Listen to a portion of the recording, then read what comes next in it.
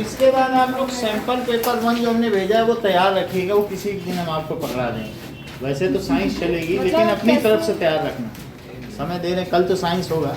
मतलब जो first sample paper था ना आपको भेजा, जो बुकलेट है उसका पहला वाला तैयार रखना, आंसर हमने भेज दिया और उसमें से हमने कुछ 20 क्वेश्चन तैयार भी करा। तो कभी भी टेस्ट ले लोगे तो कभी का मतलब ऐसा नहीं कर नहीं लेंगे, मेरा कहने का मतलब इसमें जो एमसीक्यू है उसको पूरा ऐसे सॉल्व करके दिखाना है नहीं नहीं ऐसे डायरेक्ट आप उसको तैयार करते रहना।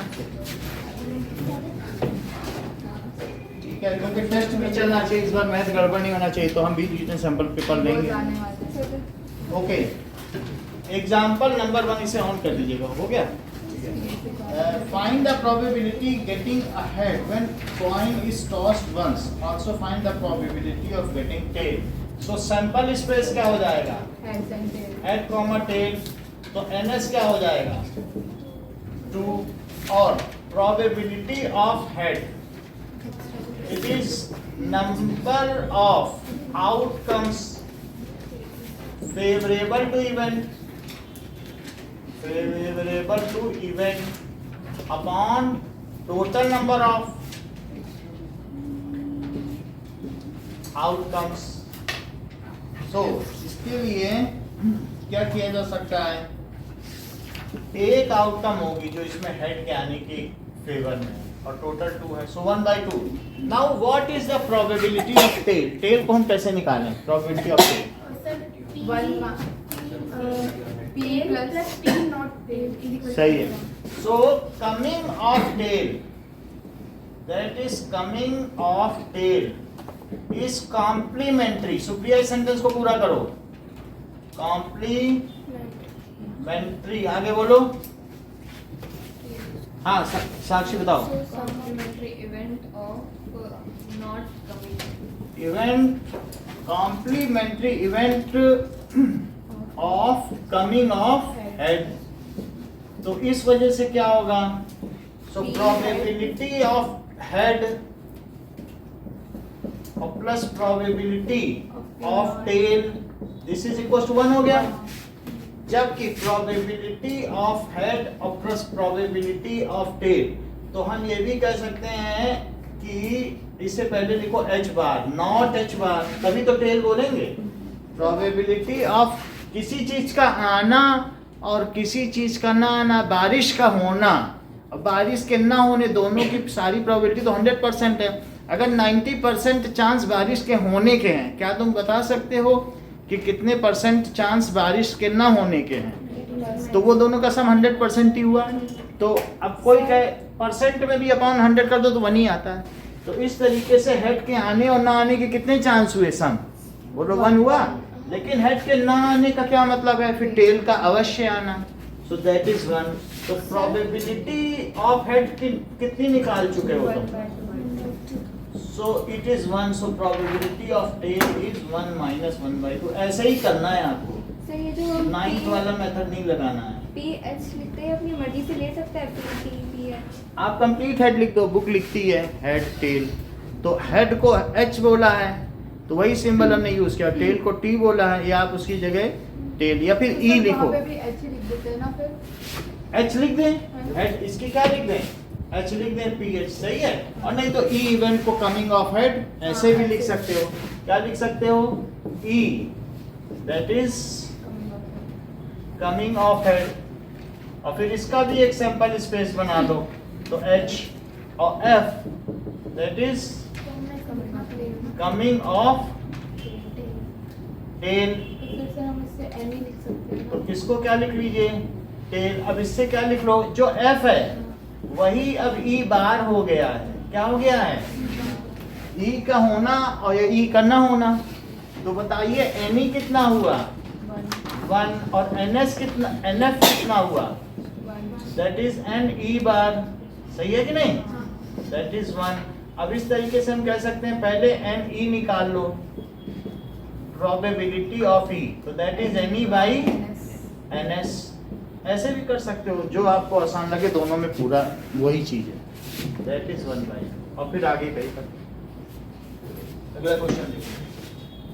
Kritika takes out a ball from a bag without looking at it and the events are equally likely कि अगर वो कुछ भी करती है, ठीक है, रेड हो, ब्लू हो या येलो बॉल हो, कुछ भी वो निकाल सकती है, सबकी संख्या दी गई है. What is the probability?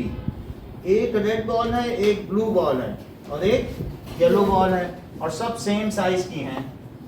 एक रेड है, एक ब्लू है और एक येलो है. सो इस अर्न में से, अर्न का मतलब झोला होता है ना. Example number 2. So find the probability of yellow ball. तो probability yellow ball that is n yellow और अपॉन एन एस. येलो कितनी है? यही है 1/3. और प्रोबेबिलिटी ऑफ रेड बॉल तो n red upon sample space. उसमें कितने सैंपल पॉइंट्स हैं? तो probability of blue ball so that is n blue और n s so that is 1/3. क्या नेहा ये तीनों इवेंट्स इक्वली लाइवली हैं? बोलो. अगर उनको पहचाना नहीं जा सकता टच करके, अब कोई देख तो जा नहीं रहे हैं उसमें, ये कोई रैंडम इवेंट है ना, तो सबका शेप और बिल्कुल टेक्सचर छूने में एक जैसे होंगे, तो वो इनके निकलने की भी इवेंट्स कैसी होंगी? Equally likely. तो पहला सेंटेंस लिखा है एग्जाम्पल में, सबसे ऊपर पढ़ो कि ये इक्वली लाइकली आउट सारी इवेंट्स है कि नहीं. क्यों इक्वली लाइकली इवेंट्स हैं? क्या सबके आने की सेम प्रोबेबिलिटी है? तो those events which are having same probability is are called equally likely events.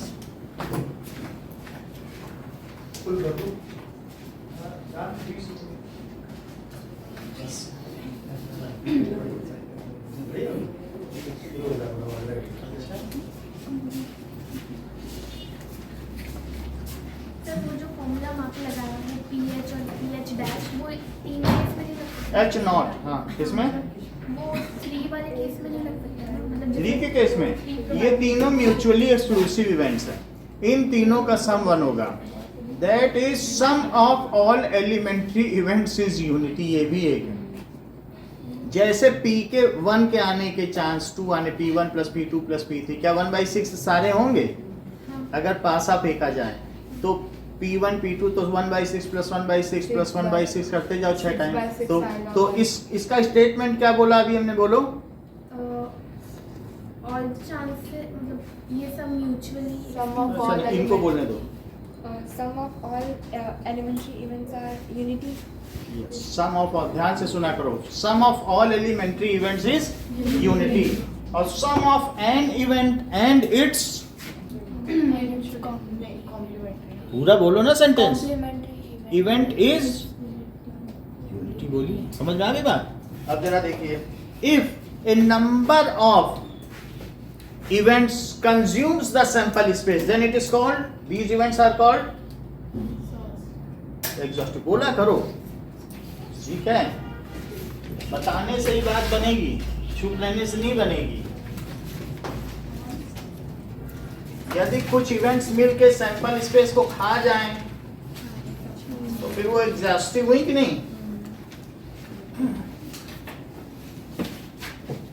जैसे बहुत सारी इवेंट हमारे इवेंट पे इवेंट होती जा रही है. अभी मेहंदी की रस्म है तो कभी भंवरे की रस्म है, रात को हम एग्जॉस्ट होके बोले पूरी एग्जॉस्टिव इवेंट्स थी दिन भर की, बोलते हैं कि नहीं? So all events have consumed my complete energy, that's why those events were exhaustive. अब बीच में तुमको लस्सी भी पीने को नहीं मिली. Now that is example 3. Suppose we have a die. Once, what is the probability of getting a number greater than 4? एक क्लब है, क्या probability होगी? So number greater than 4. अब इसी को E मान लो और इसका सैंपल स्पेस बनाओ जरा, ये क्या कहते हैं, सेट बनाओ. कौन कौन से इसमें आउटकम? चलो आप बताओ धर्मेंद्र. हाँ, 5 और 6 होगा. तो बोलो NE कितना होगा और NS कितना होगा? बताओ. NS तो NS कितना हो गया? 6. तो PE कितना होगा? NE by NS. NE by NS. ME by NS that is 2 by तो 1/3 हो जाएगा. दिस इज फर्स्ट पार्ट कि 4 से ज्यादा आने की क्या प्रोबेबिलिटी है. What is the probability less than और इक्वल टू 4. सो उसको F मानो. सो प्रिया, Yes. So number less than और इक्वल टू 4. हाँ बताइए क्या लिखें. 4/6. नहीं, इसके सेट तो बनाओ. 1 से यशिका 1 2 3 4. Very good. अब तुम बता लोगी 1 2 3 4. नाउ NF कितना हुआ सुप्रिया? 6. इन्हीं को बताने देना. NF हाँ 4. 4. NF 4 हो गया. तो मुझे बताओ E और F में क्या संबंध है. What is the relation between E and F? क्या ये म्यूचुअली एक्सक्लूसिव हैं? बोलो. क्या ये एग्जॉस्टिव हैं? क्या अगर कोई दो event pair of events are mutually exclusive and exhaustive then such events are called. थोड़ा लैगिंग क्यों हो रही. तुरंत बोलो. सर ये पूरा घटनाएं हैं क्योंकि परस्पर अपवर्जी हैं और सेट को पूरी तरीके से कंज्यूम कर ले रही हैं. सो इवेंट्स म्यूचुअली एक्सक्लूसिव हैं. इनमें कोई कॉमन तो नहीं है और क्या ये पूरे सेट को खा भी जा रही हैं. तो इसलिए कैसी इवेंट्स हुई. Complementary events. नाउ अब हम क्या पता करेंगे. एग्जॉस्टिव मतलब ये दोनों मिलाकर पूरा सैंपल. हाँ कोई भी 2 या 3 मिला के खा जाए तो उसको क्या कहते हैं.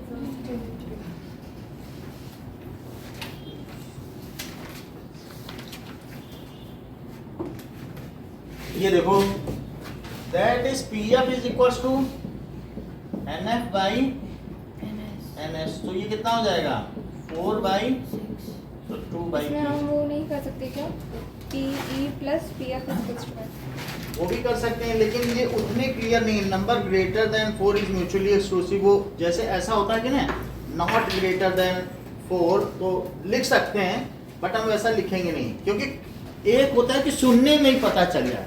एक लेमन पर्सन को अनाड़ी पर्सन को बारिश का होना ना होना वो नहीं समझ पाएगा एक अनाड़ी की ये आपस में इसका ना होना इसका होना है. थोड़ा सा समझाना पड़ेगा. लिख तो सकते हैं number greater than 4 and number not greater than 4. यहाँ लिख दें तो ई बार लगा. ए नंबर इक्वल टू और less than 4 is a number not greater than 4. लेकिन फिर भी माइंड में तुरंत नहीं बैठती है इसलिए हम उससे बच रहे हैं. वरना सीधा वो हेड और टेल तो माइंड में बैठ जाएगी. ये नहीं बैठती जल्दी ना. चलो अभी एग्जांपल 4 देखो. इसमें कुछ पूछ रहा है क्या थर्ड क्वेश्चन में. पूछ नहीं रहा लेकिन हो सकता है आपको बताया जाए कि म्यूचुअली एक्सक्लूसिव है या क्या है कॉम्प्लीमेंट्री. अब देखो इसके रिमार्क में बता दिया. इस क्वेश्चन से आपको सिखाया गया क्या है. आगे का कमेंट पढ़ो. इसी क्वेश्चन से इन्होंने आगे सिखा दिया है क्या ये कॉम्प्लीमेंट्री इवेंट.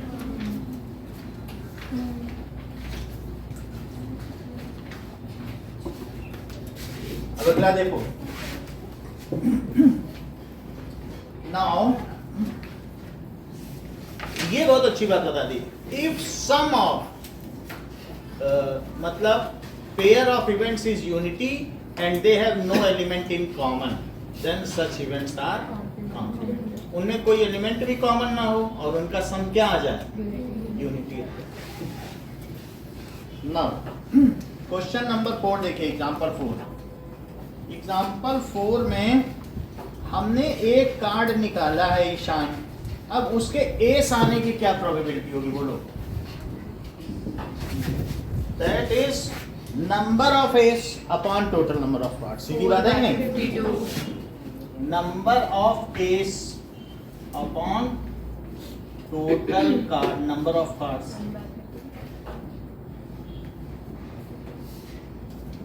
तो 4 तो एस हो गए 1/32 13. अब जरा देखिए कह रहा है not N S.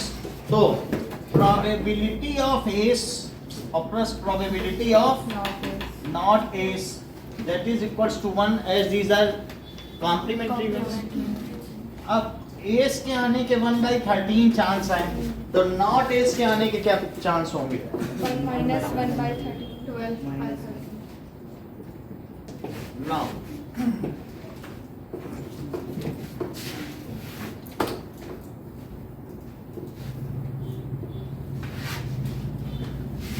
probability not days is equals to 1 minus 1 by 13. It is equals to 12 by 13. आपस में एलसीएम ले लेना तो पता चल जाएगा.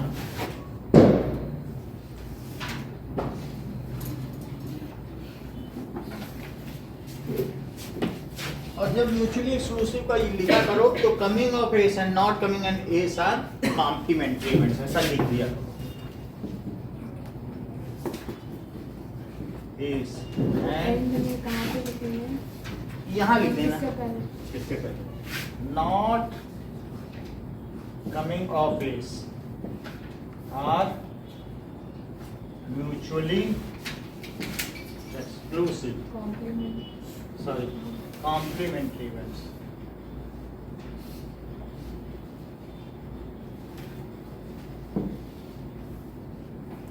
Next देखो question number 5. 2 players Sangeeta and Reshma, they play a tennis match.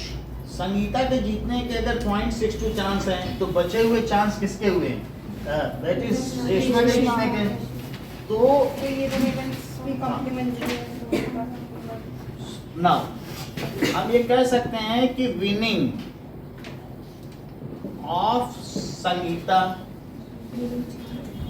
And event है. अब प्रोबेबिलिटी चांस, प्रोबेबिलिटी उसकी यूनिटी होती है लेकिन इवेंट हमेशा कॉम्प्लीमेंट्री होती है. चांस है नहीं लिखेंगे.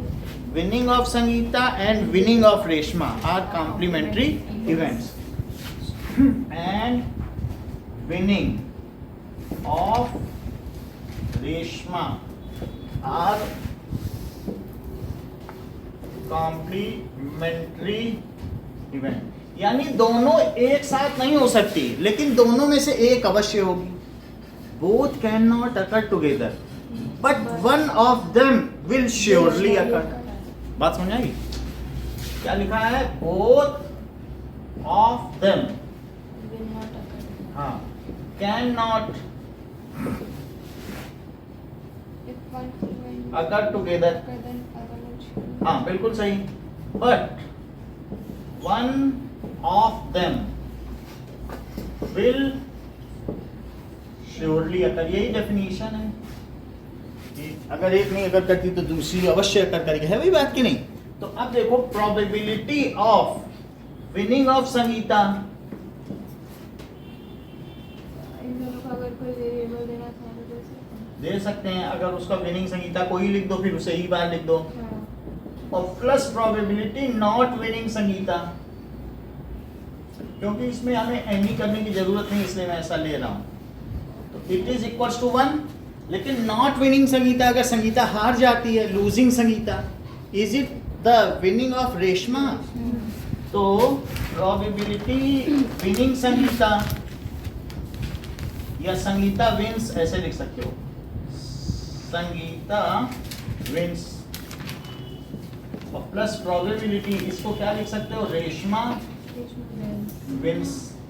यही 1 है और इसकी वैल्यू क्या 0.62 दी है तो 0.62 और plus probability Reshma wins it is equals to 1. तो probability Reshma wins it is equals to 1 minus 0.62 that is 0.38. अगला देखिए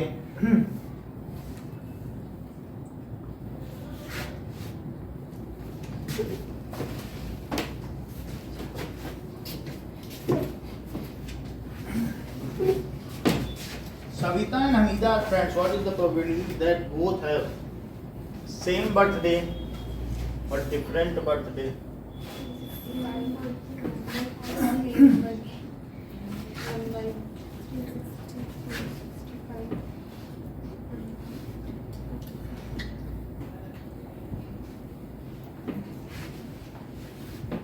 Now, example 6. तो सेम बर्थडे, लीप ईयर नहीं लेना है, 365 डेज लेना है. मान लीजिए सविता का किसी एक दिन बर्थडे पड़ा अब हमीदा के पास ये ऑप्शन है कि 365 दिन में हर दिन उसका बर्थडे पड़ सकता है, लेकिन उसी दिन पढ़े, मतलब 15 जनवरी को अगर सविता का पड़ा या किसी भी दिन पड़ा, एक दिन पकड़ लो सविता वो उस दिन पढ़ा, तो दूसरे वाले के पास चांस है पूरे साल में किसी भी दिन पढ़े, तो उसी दिन पढ़ने की कितनी प्रोबेबिलिटी होगी? 1/365। यही तो हो सकती है। तो इसी इसके साथ लॉक कर दो, वरना यहाँ कहीं भी पढ़ेगा तो इसी दिन या किसी एक दिन, तो वो तो बात समझ में आ गई। तो इसलिए नाउ फर्स्ट क्वेश्चन पूछा गया है कि different birthday, so different birthday के लिए देखें कि let Savita has birthday on a particular day of year, particular day of year, then हमीदा's birthday, हमीदा's जो बर्थडे है should fall in 364 days, which should not include the day of सविता's birthday. वो 364 days में कभी भी अपना बर्थडे रख सकती है, लेकिन उस दिन नहीं रखना है उसको जिस दिन सविता का पड़ा। सो हमीदा's birthday should fall, ठीक है, in 364 days excluding birthday of Savita.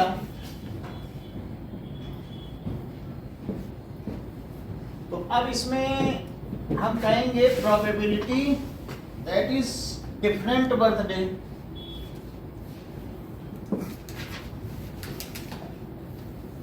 So number of days favourable to outcome, favourable to event, ठीक है, या फेवरेबल टू डिफरेंट बर्थडे, कुछ भी लिख सकते हैं। यही इवेंट है जो यहाँ लिखी जाती है। और total number of days events in year, हाँ, तो वही चीज कहते हैं number of outcomes favourable to event. तो number of birthdays favourable to event, outcome बोलते हैं कि नहीं, तो नंबर ऑफ बर्थडेज या number of days favourable to event है कि नहीं। तो total number of days in year, तो ये कितना हो गया 1 तो 364, क्या लिखे हैं 364/365, ये तो हो गया, ठीक है। अब या तो उनका सेम डे पड़ेगा और या तो डिफरेंट डे पड़ेगा, या तो तुम दोनों सहेली होगी या दुश्मन होगी, तीसरी चीज तो कुछ नहीं हो सकती, या सहेली नहीं होगी। तो दो these are two events complementary, तो या तो डिफरेंट डे होगा या सेम डे होगा। तो जो सेकंड क्वेश्चन है हम वो कॉम्प्लीमेंट्री से करेंगे ना। तो probability that is birthday, same birthday plus different birthday, plus probability not same birthday, उसी को तो डिफरेंट कह रहे हैं, it is 1। So probability same birthday क्या हो जाएगा, फिर यहाँ पे भी लिखना पड़ेगा वो कॉम्प्लीमेंट्री। हाँ वो लिख देना कि दीज आर कॉम्प्लीमेंट्री, और प्लस डिफरेंट बर्थडे का हम निकाल चुके हैं 365, it is equals to 1। So probability same birthday is equals to 1 - 364/365। तो एलसीएम ले लो 365, तो नेहा यहाँ क्या आ जाएगा, ठीक है, सो 365 और -364, सो 1/365। नाउ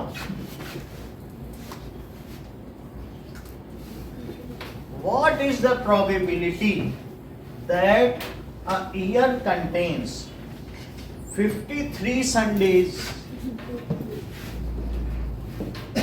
बुक का क्वेश्चन नहीं है, what is the, इसी से रिलेटेड है, probability that a year contains 53 Sundays if it is not a leap year.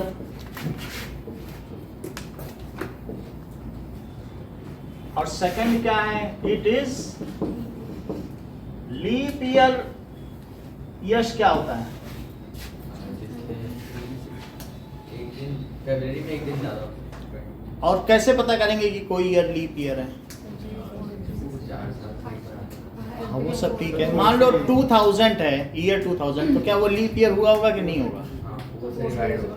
4 से डिवाइड होगा तो लीप ईयर है, तो उसमें 29 डेज फरवरी में होंगे, क्योंकि जो हमारा अर्थ है वो 365.25 डेज उसको लगते हैं एक ऑर्बिट, तो वो 0.25 4 बार जुड़ जाते हैं, तब एक दिन हम बना लेते हैं। अब देखिए, तो इसका सलूशन हमारे पास 3 not a leap year, not a leap year has 365 days, और लीप ईयर में कितना होगा? 366 हो जाएगा। तो इसको 7 से डिवाइड करो। क्या 7 डेज का एक वीक होता है? तो 365 को 7 से करें तो 7 5 जा और फिर 15 आ गया, तो 7 14। अब एक दिन बचा। So any year contains 52 weeks plus 1 extra day. So such year, तो 52 तो हाथ में है, 52 तो संडे उसको मिल जाएंगे, लेकिन जो एक्स्ट्रा दिन है उसी में मारा मारी है। तो एनी ईयर संडे होगा कि नहीं? हाँ कंटेन्स 52 वीक्स, तो हर एक वीक में तो सभी चीजें मिल जाएंगी। तो 52 weeks plus 1 extra day. So the extra day may be, तो sample space, so extra day may be Sunday, Monday, Tuesday, Wednesday, Thursday, Friday और Saturday। तो ये एक्स्ट्रा डे होगा कि नहीं? Maybe. So if extra day is Sunday then there will be 53 Sunday हो जाएंगे। हमें तो 53 चाहिए। So chance of extra day is Sunday. Extra day के संडे होने के क्या चांस है? क्या 1/7 है? भाई एक ही इवेंट आउटकम तो हमारे फेवर में है। हाँ 52 तुम्हारे हाथ में है कि नहीं? अगर 52 वीक्स हैं, किसी किसी महीने में 4 हफ्ते होते हैं, किसी किसी महीने में 5-5 भी हफ्ते होते हैं, लेकिन जो भी हो 52 वीक्स हैं, तो हर एक वीक में तो 7 दिन होंगे ना। लेकिन जो एक्स्ट्रा दिन पड़ गया वो दिन इन्हीं 7 में से कुछ होगा, तो वो एक्स्ट्रा दिन के संडे होने से this extra day is Sunday, उसकी क्या प्रोबेबिलिटी है? क्या 1/7 है? तो अगर एक्स्ट्रा डे संडे हो गया तो 53 संडे हो गए। Probability of extra day as Sunday. ठीक है, क्या लिखे? Probability extra day as Sunday. So number of outcomes, इसी में आउटकम्स ले लो, favourable to event, number of outcomes favorable to event upon total number of outcomes। तो देखिए 1/7 हो गया, लेकिन क्या तुम इसको ये भी लिख सकते हो प्रोबेबिलिटी ऑफ 53 संडे? क्यों? क्योंकि एक्स्ट्रा डे अगर संडे हो गया तो 52 पहले ही थे और एक और मिल गया, तो दिस इज 1/7 हो गई। अब हम बात करते हैं लीप ईयर। लीप ईयर अगर होगा तो 366 डेज हो जाएंगे, और ऐसी स्थिति में हमारे पास पाई का कितने दिन एक्स्ट्रा हो जाएंगे? 2। So if it is leap year, leap year का ऐसे समझ लो जैसे 2000 एक लीप ईयर है, 4 से डिवाइड हो जाता है, तो 2004।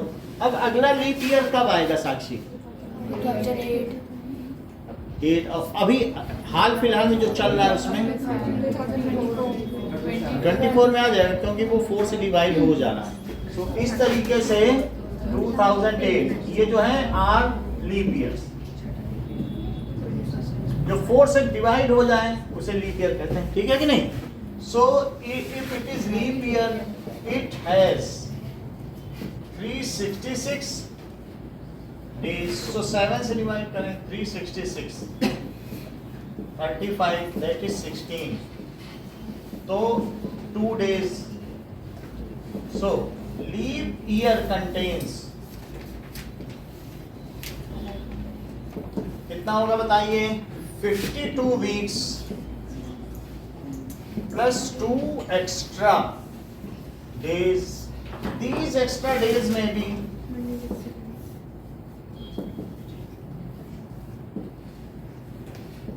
ये ऐसे हो सकते हैं, देखो संडे मंडे आ जाए, मंडे ट्यूसडे आ जाए, ट्यूसडे वेडनेसडे लगातार पढ़ेंगे। संडे पढ़ा अगर तो संडे मंडे आ जाएगा, और Tuesday Wednesday, Wednesday Thursday, Thursday Friday, Friday Saturday,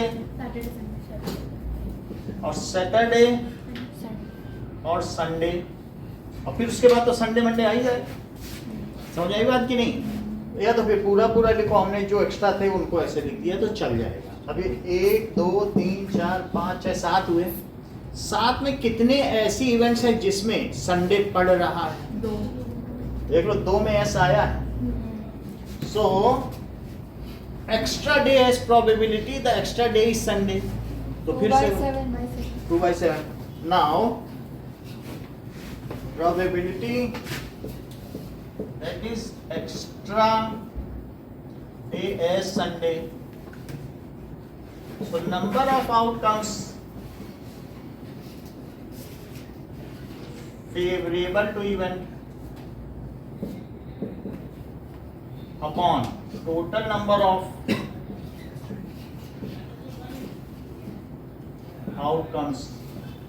So that is 2/7 आ गया क्योंकि 2 हमारे फेवर में है, ठीक है। सो एक्स्ट्रा डे एस में भी एक्स्ट्रा डेज एस संडे, तो ऐसे लिख देना प्रोबेबिलिटी ऑफ एसएम, और ऐसा भी लिख सकते हो सैटरडे संडे। समझ में आ गई बात कि नहीं। वो यहीं पे सैंपल पॉइंट भी लिखा जा सकता है। एक्स्ट्रा डे 2 दिन एक्स्ट्रा है, उनमें से एक संडे पड़ जाए, तो कौन कौन से ऐसे जोड़े हैं दिनों के जिसमें संडे पड़ रहा है, या 2 जो जोड़े हैं 2 दिन जो लगातार पड़ रहे हैं वो संडे मंडे पड़ जाए या सैटरडे संडे पड़ जाए। दोनों ही हाल में तुमको एक एक्स्ट्रा संडे मिल जाएगा। 2 दिन तो लगातार पढ़ेंगे, ऐसा तो नहीं होगा कि संडे ट्यूसडे आ जाए। जो 2 एक्स्ट्रा दिन है उसमें 2 लगातार दिन पढ़ेंगे, तो संडे मंडे आता है तो भी संडे मिल गया, और सैटरडे संडे आएगा तो भी तो तुम्हारे हाथ में संडे है। तो 2 हो गए कि नहीं है, 2 केस आपके फेवर के हैं। तो क्या यही प्रोबेबिलिटी हो जाएगी, प्रोबेबिलिटी ऑफ 53 संडे? बोलो। अगर एक्स्ट्रा डे तुम्हें संडे मिल गया, ये संडे वाला है, और 52 तो तुम्हारे हाथ ही में संडे 52 है ना, 52 हाँ अच्छा 52 वीक्स हैं तो 52 संडे भी होंगे, 52 मंडे भी होंगे। लेकिन जो एक्स्ट्रा 2 दिन हैं, ये 2 दिन एक्स्ट्रा हैं, वो 2 एक्स्ट्रा दिन ये सब हो सकते हैं। इनमें कितने ऐसे सैंपल पॉइंट्स हैं जिसमें तुम्हें संडे दिख रहा है?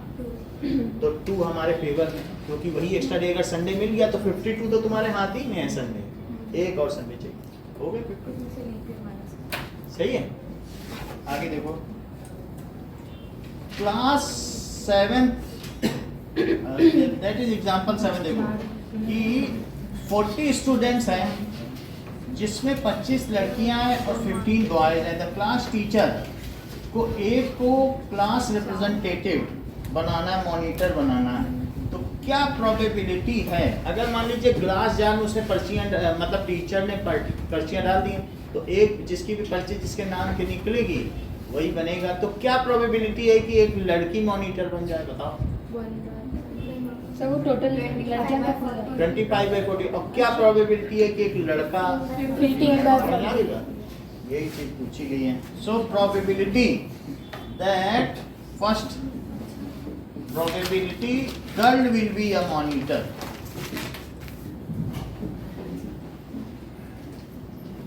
So that is equals to number of girls upon number of students in class. So it is equals to 25 by 45 से कट कर दीजिए तो 5 by 8 और प्रोबेबिलिटी देखो क्वेश्चन हो सकता है बॉयज के साथ लेकिन बुक नहीं कर रही है क्योंकि 9th स्टैंडर्ड में फॉलो नहीं करना चाहती वो कॉम्प्लीमेंट्री इवेंट से ही निकालेगी देख लो आप आंसर तो दैट इज जो है बॉय के लिए वो वैसे सिंपली नहीं निकालेगी तो क्या करेगी आप उसको आपको म्यूचुअली एक्सक्लूसिव सिखाना है एग्जॉस्टिव सिखाना है कॉम्प्लीमेंट्री क्योंकि आप 11th में जब जाओगे तो अचानक सीधा आपके ऊपर ऐसा ना आए कि ये सब क्या आ गया तो उसलिए वो पहले से प्रैक्टिस करा रहे तो probability of girl is A monitor monitor a representative of probability boy is monitor तो उन दोनों की प्रोबेबिलिटी क्या हुई सम 1 हो गया और ये कितना है 5 है और ये लिख देना being girl as monitor and boy as monitor are complementary events so the sum of probability of these two events is unity Anshika repeat करो The probability of girl as a monitor and ये तो ऐसे आप बताओ probability of getting probability से ही शुरू करना आप बोलो प्रोबेबिलिटी थोड़ी कॉम्प्लीमेंट्री इवेंट्स होती है तो प्रोबेबिलिटी को कॉम्प्लीमेंट वो तो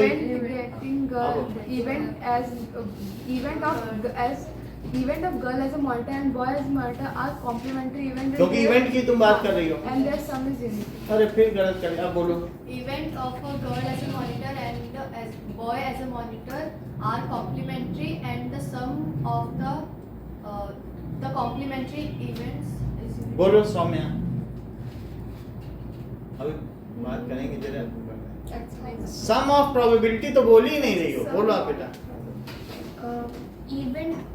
Event of girl as a monitor and boy as a monitor are complementary and the sum of events are ऐसा नहीं होता ध्रुवांशी बोलो Event of girl as a monitor and event of boy as a monitor are complementary events and probability of sum of these two events these two events is unity. ये मैं लिखवा भी देता हूँ क्योंकि लिखना पड़ेगा बार बार आपको है ना सब कॉम्प्लीमेंट्री के क्वेश्चन आएंगे उसके नंबर होते हैं तो probability boy as monitor that is 1 इस चीज को लिख लो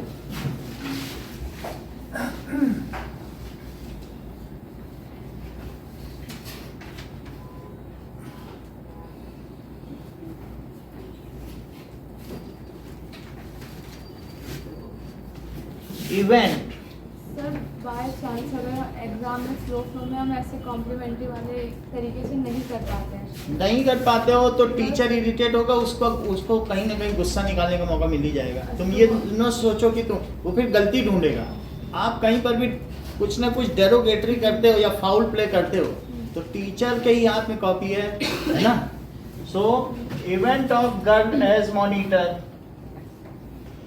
और कहीं अगर बहुत अच्छा लिख रहे हो अब वो तुमको 5 ही नंबर दे पा रहा तुमने एक्स्ट्रा अच्छा लिख दिया वो फिर नंबर भी एक्स्ट्रा देगा कहीं ना कहीं वो उस चीज़ को इग्नोर कर देगा नहीं बहुत तेज बच्चा है तो तुम अगर बहुत एक एग्जाम्पलरी कर जाते हो कहीं पर ठीक है तो ऐसे में भी आपको प्रीमियम कर जा रहे हो बहुत अच्छा तो that is as monitor and boy as monitor ठीक है तो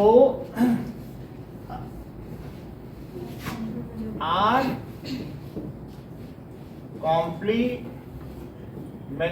इवेंट जो हमने आपकी कॉपी चेक की तो वो आप अरिहंत में देखना अरिहंत के मॉडल पेपर में फार्मूले का हाफ मार्क्स फिर जब तक आंसर नहीं आता उसका 1.5 मार्क्स फिर आंसर के बाद फिर मान लीजिए दूसरा फार्मूला है तो उसका 1 मार्क फिर कंक्लूडिंग इस तरह से होता है ये नहीं कि फार्मूला लिख दिया फिर कह दो सर आंसर तो नहीं आया था प्रीवियस स्टेप के नंबर वैसा नहीं होता वहाँ होता है कि तुमने अगर अगली चीज गलत लिखी है कहीं भी तो उसके नंबर नहीं स्टेप मार्किंग का ये मतलब नहीं होता कि मेरे 4 स्टेप सही हैं, सिर्फ आंसर गलत है।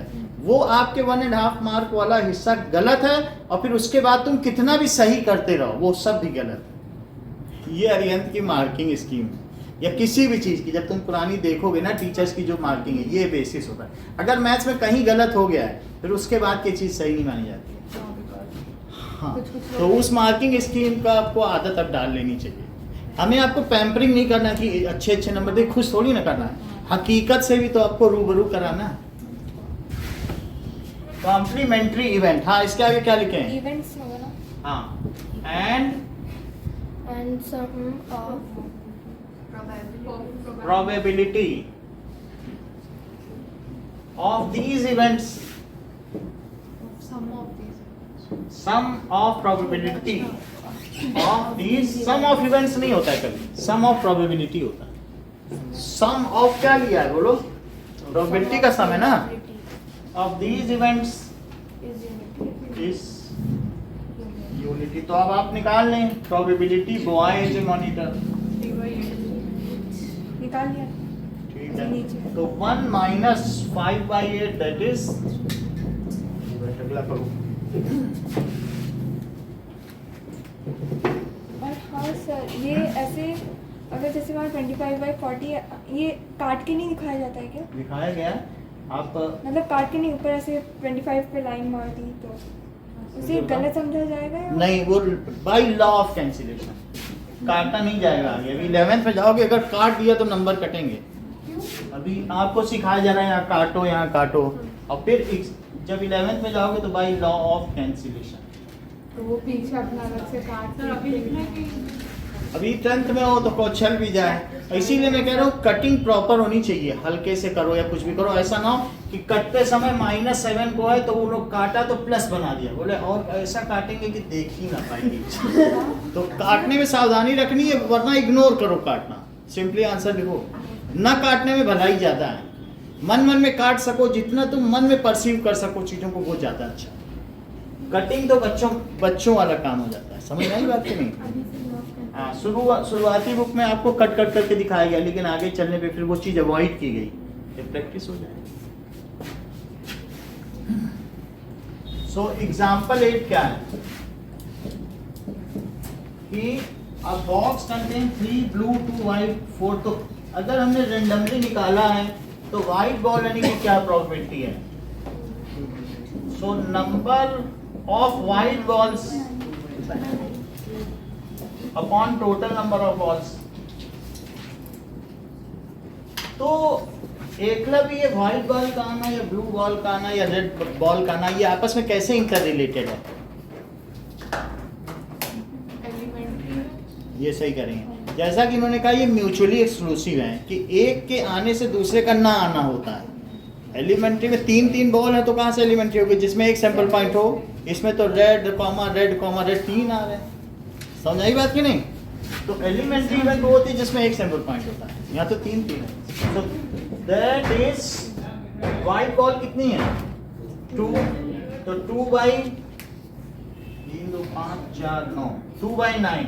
तो प्रोबेबिलिटी ऑफ ब्लू बॉल, और जो आपको बुलेट यूज है वही यूज करना है। अगर उसमें उन्होंने रोमन लिया है तो आप ए भी नहीं लिख सकते, कट जाएगा, आधा नंबर वो काटेगा, क्योंकि that teacher is bound to cut your marks. नहीं कटेगा तो उसकी नौकरी जाएगी, वो रहन नहीं दिखा सकेगा। अगर रोमन में लिखा है रोमन में लिखो, इंग्लिश अल्फाबेट है इंग्लिश अल्फाबेट, देवनागरी में लिखा है तो देवनागरी में लिखो, छोटा बड़ा चेंज नहीं वो नहीं कर सकते। और जो भी ये चीज है देख लो, एग्जाम्पल 8 ये यहाँ लिखा जाएगा और बुलेट्स यहाँ लिखे जाएंगे, मार्जिन के उधर नहीं ले जाना तुमको। यहाँ एग्जाम्पल 8 एक जो लाइन खिंची होती है ना, ये सब यहाँ रहेगा, यही सिर्फ इधर रहेगा। तो blue, that is blue ball के लिए क्या होगा? Number of blue balls upon total number of balls. Blue कितनी है? 3 ब्लू बॉल्स हैं, तो 3/9 तो क्या 1/3 हो गया। और नंबर ऑफ तो प्रोबेबिलिटी ऑफ रेड भी आप निकाल सकते हो इसी तरीके से। देखो कितना अच्छा काम किया इसने, इस क्वेश्चन में आपको एग्जॉस्टिव सिखा दिया। देखो अगली लाइन, वो आपको सिखा रहा है आगे, ये नहीं है कि लापरवाही नहीं कर रहा है। तो क्या लिखेंगे कि यहां पर उसने क्या कहा कि ये कमिंग ऑफ, ये भी सेंटेंस लिख लो, coming of red ball, white ball and blue ball, ये कैसी हैं? पहली बात तो म्यूचुअली एक्सक्लूसिव है, एक साथ रेड और ब्लू नहीं आ सकती है। म्यूचुअली एक्सक्लूसिव अभी बता रहे हैं म्यूचुअली एक्सक्लूसिव की क्यों जरूरत है। And exhaustive, so sum of, आगे सेंटेंस पूरा करो साक्षी। सो सम ऑफ, बोलो, sum of probability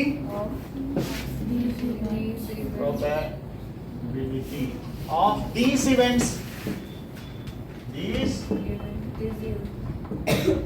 unity, sum of probability of this event, sum के आधार पर ही है, that is सब्जेक्ट वर्ब कांकार्ड। ये जो सम वर्ड सिंगल है तो यहाँ इज आ गया कि नहीं, इज यूनिटी। अब जैसे ये देखो मेरे पास 3 इवेंट है, इसको तो मैं लिख देता हूँ probability of blue plus probability of red और प्लस प्रोबेबिलिटी ऑफ, यहाँ ये बात देखो, एक इवेंट ऐसी थी कि पासे में 1 2 का आना, फिर एफ थी 3 4 का आना और जी थी तो 4 5 6 का आना।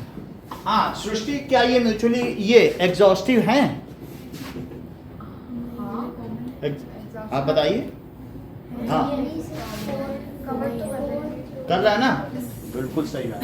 सो आर एग्जॉस्टिव इवेंट्स, जैसा प्रवीण ने भी बताया, म्यूचुअली एक्सक्लूसिव नहीं। लेकिन बट जो एफ और जी हैं वो कैसी हैं? आर नॉट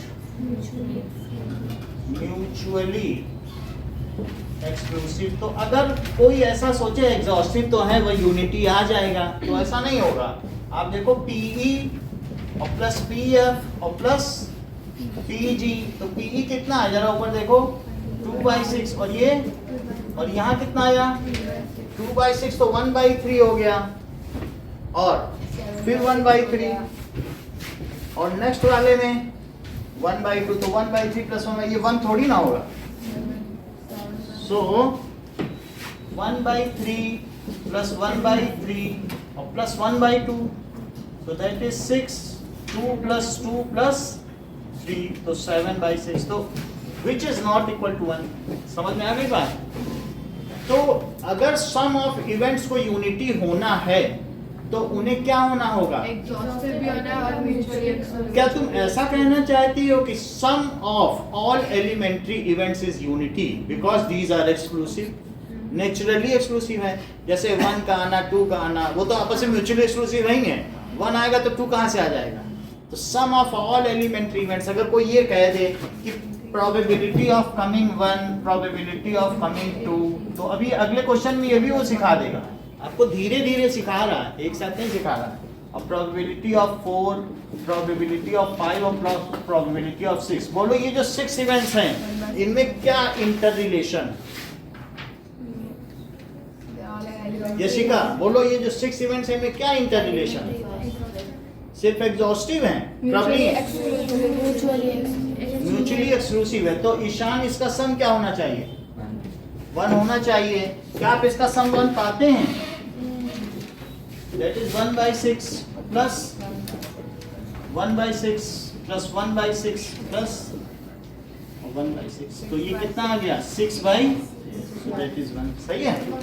अब यहाँ पर भी देखो, एग्जॉस्टिव होना जरूरी नहीं पर म्यूचुअली अच्छा एग्जॉस्टिव ना हो, मान लो मैं यहाँ सिर्फ 5 ही छोड़ दूँ तो तुम्हें लगता है 1 हो जाएगा सम? कहाँ से होगा? सैंपल स्पेस ही नहीं कंज्यूम करेगा तो कहाँ से हो जाएगा?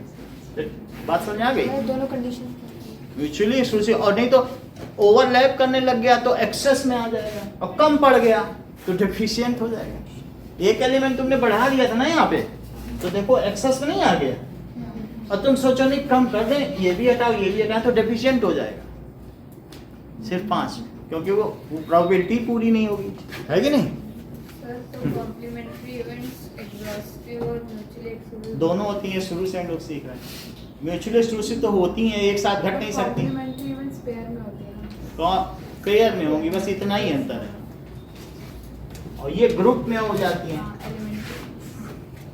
फिर भी इस क्वेश्चन के लास्ट में आपको एग्जॉस्टिव सिखा दिया गया। अगला देखो कि example number 9,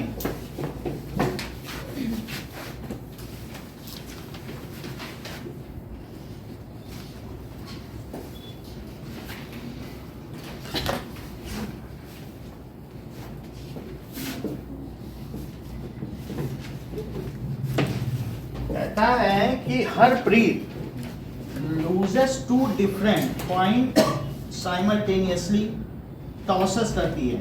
What is the probability that she gets at least 1 head? तो अगर 2 हेड को कर रही है, 2 कॉइन है, एक 1 रुपी का कॉइन है और एक 2 रुपी का कॉइन है। सो अब उसका जो सैंपल पॉइंट बनेगा head head sample space, head tail, tail head और टेल टेल। अब क्या प्रोबेबिलिटी पूछी जा रही है? That at least 1 head. So अगर एक ई इवेंट मान लिया जाए एट लीस्ट 1 हेड, तो अभिषेक बताओ इसमें क्या क्या चीजें आएंगी? कम से कम एक हेड हो तो क्या क्या रखोगे? Head head head tail tail head, कम से कम एक है, टेल टेल तो नहीं आ सकता, तो इसलिए एनएस क्या हुआ 4 और एनी, सो पीई क्या हो गया? It is NE by NS. तो इस समय तुम अर्पिता कौन सा प्रोबेबिलिटी का वो पढ़ रही हो? टाइप 10th में थ्योरेटिकल, और 9th में कौन सा पढ़ा था?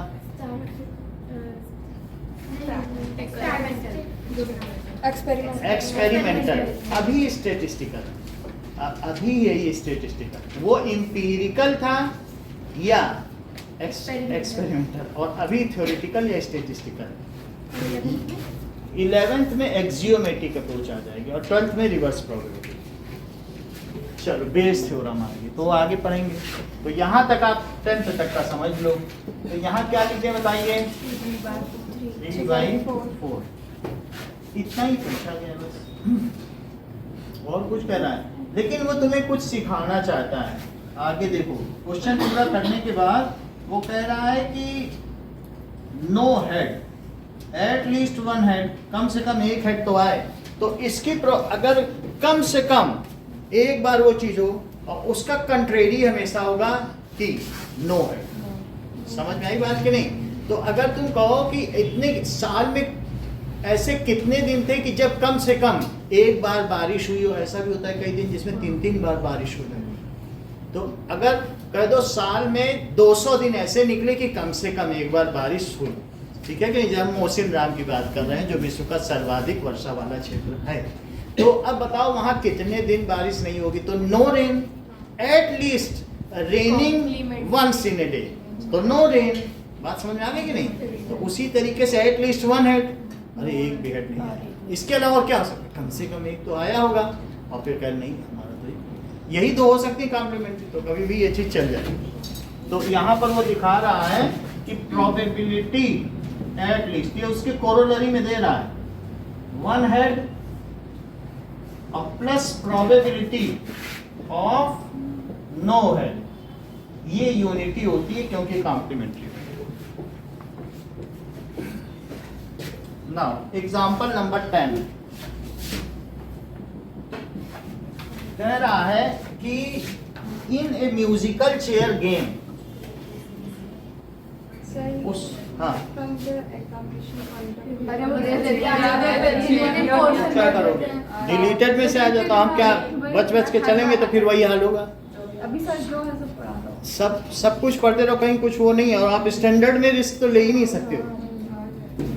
तो in a musical chair game the person playing the music has been advised to stop. उससे कहा गया है कि म्यूजिक तुम 2 मिनट से ज़्यादा नहीं बजाना। जैसे ये नहीं कि अब तुम्हें 2 मिनट या 2 मिनट से कम में उसे म्यूजिक बंद करना है। ये नहीं कि म्यूजिक ऑन करके अरे जा रहा हूँ बाहर नाश्ता पानी करके आता हूँ 40 मिनट बाद आऊँगा, घूमने दो इन लोगों को, आज तो बदला नहीं चाहता। वो बेचारे घूमने जा रहे, चक्कर खा के भी गिर गए घूमने जा। ऐसा नहीं करना, 2 मिनट से ज़्यादा नहीं बजाना। 2 मिनट से पहले में तुम चाहे 1 ही सेकंड में बंद कर दो। समझ में आई? तो ये तो 2 मिनट का टाइम है। तो अब ऐसा बहुत देर थोड़ी कर सकते हो कि घुमाओ लोगों को, वहाँ मजा करने आए तुम घुमा रहे हो, परेड करा रहे हो। तो ये 1 मिनट है। तो क्या संभावना है कि म्यूजिक आधे मिनट में यानी शुरू के 30 सेकंड में ही बंद हो जाए? वैसे ये तो 120 सेकंड होते हैं, ये कितने सेकंड है? 0 सेकंड से लेके 120 सेकंड। और वो कह रहा है क्या संभावना है कि 30 सेकंड में ही, आधा मिनट कितना होता है? तो probability that music will be stopped in this range of interval, इतने में स्टॉप हो जाए, तो that is span of time, favourable time और divided by total allowed time. 30/120 कर दोगे या हाफ बाय 2, तो हाफ मिनट है ना। वो कह रहा है क्या संभावना है कि हाफ मिनट में ही म्यूजिक बंद कर दिया जाए?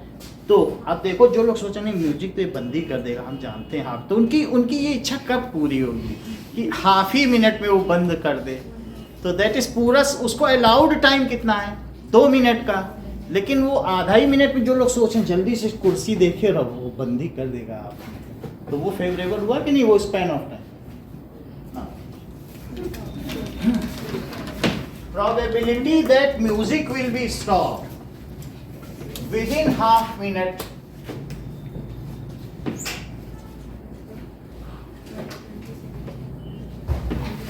(120 सेकंड से ज्यादा नहीं चला सकता कि चला के चला गया, घर कह रहा सो के आते हैं नींद, ऐसे नहीं कर सकता है ना कोई। तो probability music will stop in first half minute, within first half minute is equals to span of time favorable to event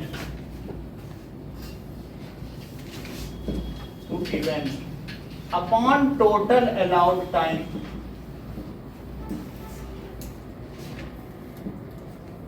so span of time तो हाफ मिनट का लोग सोच रहे हैं और अलाउड कितने का? 2 का। तो ये कितना हो जाएगा? देखो, एक हेलीकॉप्टर क्रैश हो गया है सर, और वो झील में गिरने की उसकी क्या संभावना है? 30 सेकंड्स और 29 सेकंड्स वो सब आ गए, सब आ गए ना, मतलब हाँ, आधे मिनट के अंदर वो कभी भी, तो वो सब टाइम अगर हो गया तो जो सोच रहा है कि आधे मिनट में ही पूरा कर लेगा, तो उसकी इच्छा तो पूरी हो गई ना। या मैसेज भी कर सकते हैं ना, जैसे 30 सेकंड्स पूछा है तो पूरे 30 सेकंड्स बाय 120 सेकंड वही कर सकते हैं हम। मिनट है तो हमने मिनट में कर दिया, अच्छा तो जो वैसे। भी हाँ, हमने उसको बदला नहीं, वैसे ही कर दिया। अब ये देखो, अगर किसी जंगल में हेलीकॉप्टर क्रैश हुआ है तो क्या संभावना है कि वो झील में गिरा होगा? जंगल में कहीं भी गिरा होगा, लेकिन इसकी क्या संभावना है कि वो पानी में गिर गया? So that is area of lake divided by total area of jungle.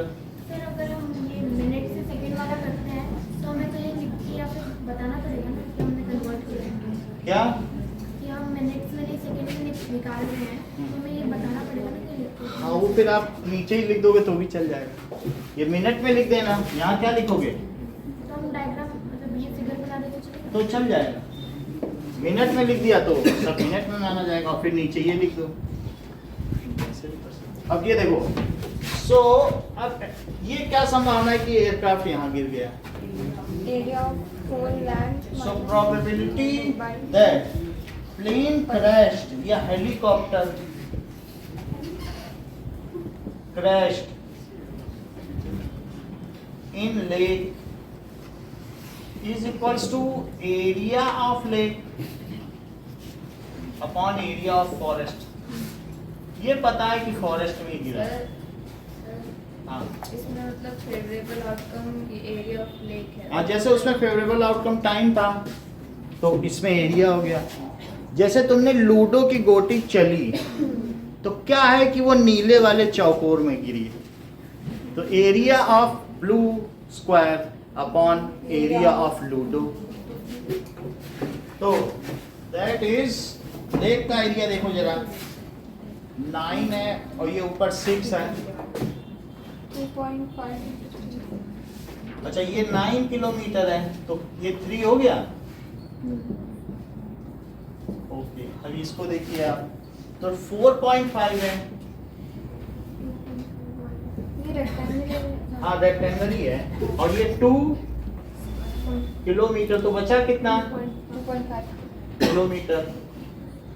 So that is 3 into 2.5 upon, अब पूरा ले लो, दैट इज 9 into 4.5। ओके 3 से 9 कट कर दीजिए, 3 आ गया, डेसिमल डेसिमल चला गया, 5 से कट कर दो, 5 9। वैसे कट तो कई बार करना पड़ता है ना, मजबूरी होती है और क्या करेंगे, और नहीं तो फिर लिखते रहो अगले स्टेप में। ऐसा ना भी कर सकते हैं, लिख दो 1/9 और 5/9। कर तो सकते हैं, इस साल तो कर ही सकते हैं। हाँ कर सकते हैं, इसमें कोई दिक्कत नहीं।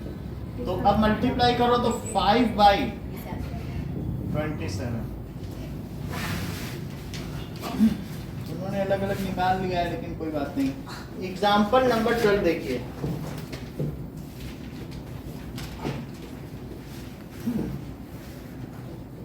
फ्रैक्शन में ही छोड़ देना क्योंकि फिर डेसिमल में इधर आ जाती है ना। कार्टून कंसिस्ट 100 शर्ट, और जिमी जो होता है अगर वही शर्ट 88 गुड है और 8 उसमें माइनर डिफेक्ट है और बाकी कितनी बच गई 4 में मेजर डिफेक्ट है, उसकी शर्ट की सब फटी, किसी किसी में बटन नहीं ठीक से स्टिच है, ये सब लूज है। तो जिमी जो होता है वो कब एक्सेप्ट करेगा ट्रेडर से शर्ट, अगर मान लीजिए the shirt which are good, वो कहता नहीं हम तो सिर्फ अच्छी ही लेंगे, तो वो उन शर्ट्स को ही लेगा जो 88 गुड है, और क्या जो बची हुई माइनर डिफेक्ट और मेजर डिफेक्ट उन सबको रिजेक्ट कर देगा, वो छांट के ले रहा है। So what is the chance that एक शर्ट रेंडमली निकाली गई तो जिमी एक्सेप्ट कर लेगा, उसके क्या चांस है कि उस शर्ट को एक्सेप्ट करेगा, गुड होंगे तो 88 क्योंकि उसके गुड होने के कितने चांस हैं 88, टोटल और उस ठीक है, और बाकी टोटल चांसेस तो 100 हैं, तो 100 में से 80 गुड होने के, तो 88/100 चांस है कि वो कर लेगा। So that is probability Jimmy accepts it, accept shirt is the probability shirt is good या non defective is the number of shirts which are good, is the number of good shirts, और total number of shirts तो वो area of forest में हमने पूरा मतलब lake को भी कंक्लूड करना ही पड़ेगा, क्योंकि हम पूरे स्पैन को लेंगे और उसमें उसी में से ही आउट ऑफ दो सैंपल स्पेस उसमें से कुछ पॉइंट्स हमारे फेवरेबल इवेंट होते हैं। ये समझो सैंपल पॉइंट्स हैं, ये पूरा सैंपल स्पेस है। जब तो शुरू में भी तुमने कहा था कि 1 2 3 4 5 6 से सैंपल स्पेस है, उसी में तुम फेवरेबल इवेंट मान सकती हो अपनी। तुम कौन है भारत पाकिस्तान का मैच जो ऑस्ट्रेलिया को जिताने लग जाओ, कह दो क्या संभावना है कि झील में गिरा, क्या संभावना है बादली में गिरा हो, अच्छा तुम किनारे हटो, तुम डिस्टर्ब कर रहे हो हम लोग, जैसे कोई सोचे क्या संभावना है भारत में प्लेन गिरा, बोलो अमेरिका में क्या गिरा होगा, तो वो तो बेकार। Out of that sample points only you have to select as a favourable event, नहीं तो तुम्हारी इवेंट इम्पॉसिबल हो जाए। सैंपल स्पेस से इम्पॉसिबल तो कितने भी जोड़ते रहो 0 है, उनकी प्रोबेबिलिटी कुछ थोड़ी ना होती है। तो इसमें भी हमने वही दिया, पूरे सैंपल पॉइंट्स में से थोड़ा सेलेक्ट कर लो।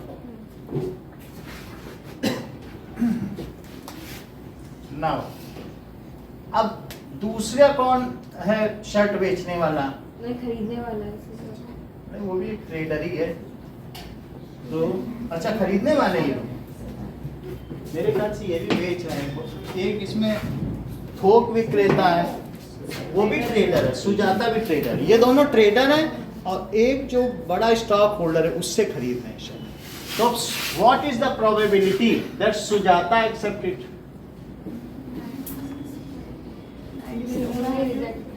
सुजाता कब लेती है शर्ट को?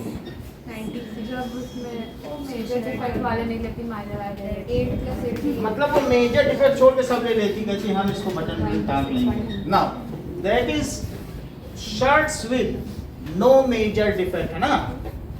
That is number of shirts having no major defect.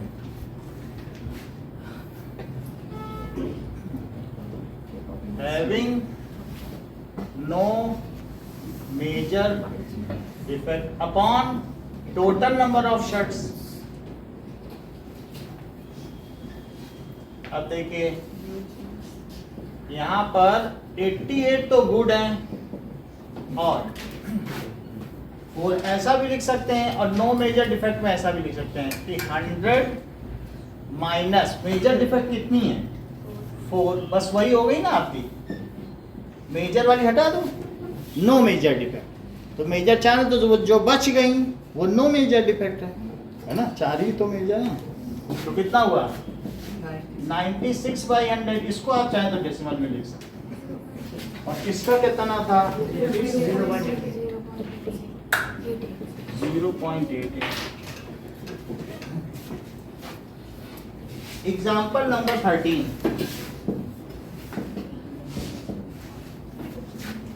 2 dice, one blue and grey, are thrown at the same time. तो अब देखो क्या चांस है कि सम 8 आ जाए। अब अगला डायग्राम देखो जो हम लोगों ने देखा था, उसी में काउंट करो। ये वाला देखो, यहाँ देखो 8 किस में आ रहा है, तो प्रोबेबिलिटी वो बनाना पड़ेगा, नहीं तो या फिर सम इज 8। देख लो ऐसा इवेंट ई, अगर आप ऐसा भी लिख दो सम इज 8, फिर भी टोटल सैंपल पॉइंट्स तो दिखाने ही पड़ेंगे। बना लेना अच्छा है, 3 नंबर का भी है तो बना ही ले। 2 नंबर का और ये देखो 5 3 3 5 6 2 2 और 2 6 और 4 4, क्या यही है? तो ये तो लिख लोगे। और 2 डाइज हैं, सो 2 dice are thrown, then by the fundamental principle of counting, the total number of sample points is 6 into 6 is 36। जो ना लिखना चाहे भाई पेपर छूट रहा हो तो भाई fundamental principle of counting on first dice the total number of events can occur by 6 number of ways and in other dice it can occur in 6 number of ways। so अगर 3 dice फेंकी जाए तो total कितने sample points हो जाएंगे 216। ये तो हम लोग कर ही सकते हैं। तो भाई फंडामेंटल प्रिंसिपल ऑफ काउंटिंग से सीधा लिख देंगे, ठीक है? तो अभी तो 2 ही डाइस का क्वेश्चन आपके में है। तो सम इज 8, तो क्या लिखते हैं एन ई अपॉन, तो ये 5 हो गई और अपॉन 36। अगला देखिए सम is 13, some is 13, that is probability, that is number of cases। जब से आपने ये P को E डोनेट कर दिया, फिर सम इज 8 इतना बड़ा लिखा है। बोलो, होता भी है तो फिर आप यही E लिख लें। तो लिख देना number of cases favourable to event, फिर हम 0 लिख देंगे और टोटल नंबर ऑफ केसेस। फार्मूले के तो मार्क्स है ना, तो हम इस स्टेप के ले लें नंबर। तो 0 ऐसे केस हुए और ये क्या हो गई, सो that is 0। This event is impossible event, क्योंकि हमने सैंपल पॉइंट से बाहर की चीज मान ली।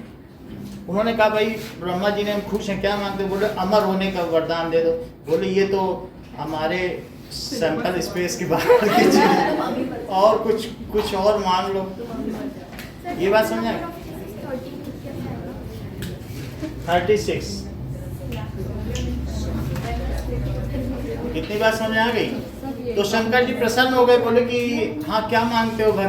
बोले देखो 2 चीज है, या तो औरतों को दिमाग दे दो या धरती से वहां तक स्वर्ग तक की एक सड़क बना दो। तो भगवान जी बोले अच्छा बताओ सड़क कब और कितनी चौड़ी?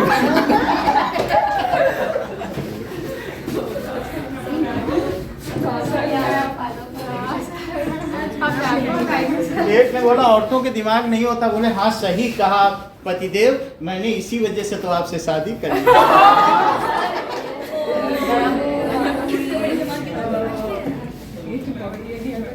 बोले आदमियों को दिमाग होता है, हाँ तभी तो तुमने मुझसे शादी की। अब नहीं हंस रही है बोलते हुए।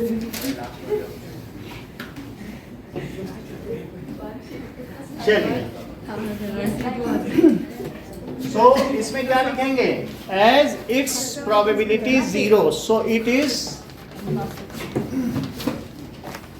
As it's probability is 0, so it is impossible event.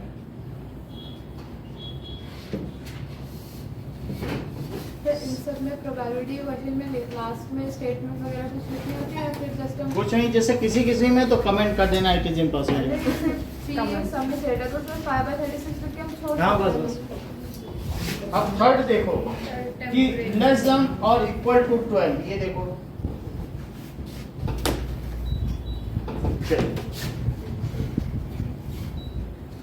Now third case देखिए, जो बुलेट यूज की गई है वही यूज करेंगे, हमने गलत तो नहीं कर दी, हमने यूज ही नहीं की।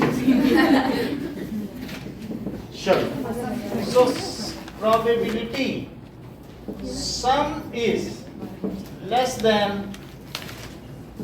और इक्वल टू 12, तो ऐसे केस में बताइए पीयूष कितने फेवरेबल केसेस होंगे? सभी हो जाएंगे। सो नंबर ऑफ आउटकम्स फेवरेबल, ये एक तरीके का स्टैंडर्ड फॉर्मेट है, यही फार्मूले में लिखोगे तो कभी कुछ गड़बड़ नहीं होगा।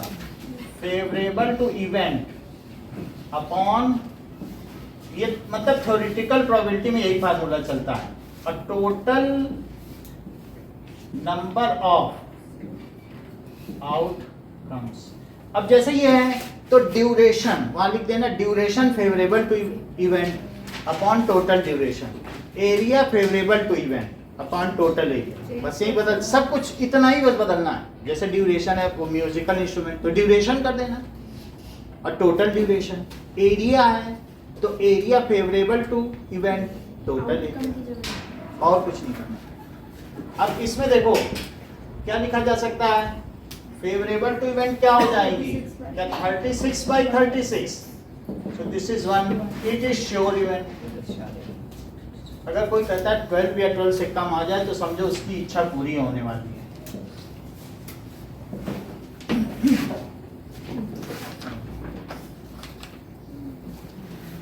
नाउ आगे देखिए, सो क्वेश्चन नंबर 6, 7, 8, 9, 10 करिए आप। एक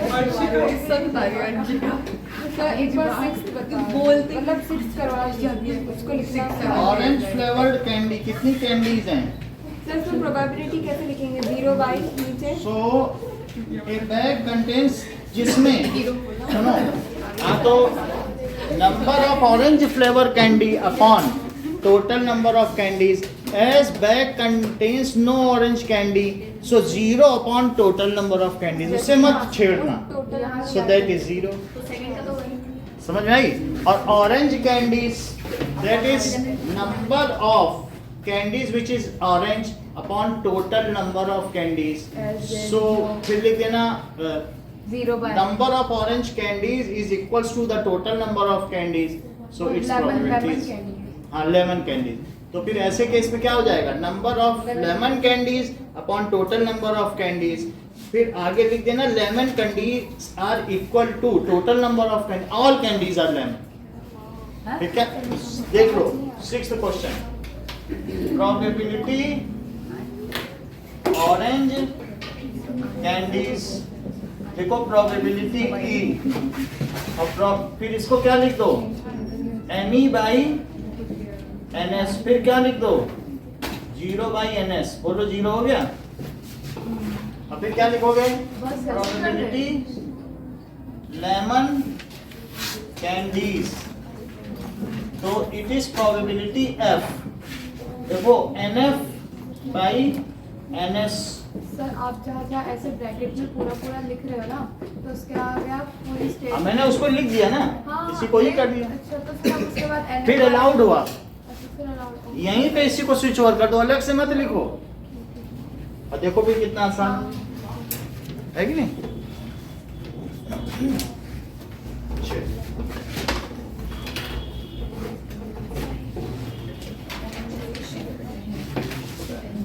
क्या कहाँ लिखे? ओके, इसको ऑफ कर दीजिए।